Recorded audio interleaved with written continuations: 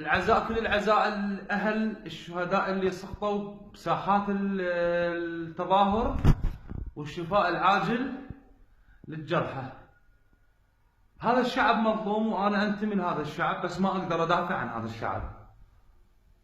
ما يربطني بهذا الشعب، أو الرابط الكبير اللي يربطني بهذا الشعب هو جنسيتي العراقية. اليوم راح أحرك هاي الجنسية حتى يكون ضميري مرتاح.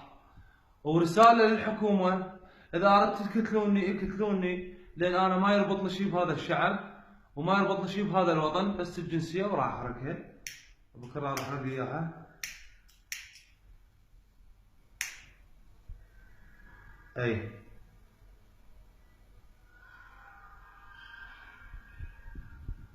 هاي جنسيتي العراقية، جاي أحركها.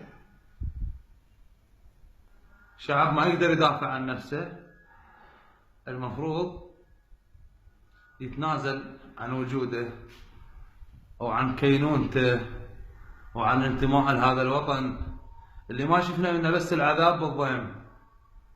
ناس متظاهرين عزل يقتلونهم ليش؟ اتمنى من كل واحد يوصل رسالتي ويوصل هذا المقطع، خلي يشوفها الناس. هاي جنسيتي العراقية حرقتها ومتنازل عنها، وانا مو عراقي، لان ما اقدر ادافع عن شعبي.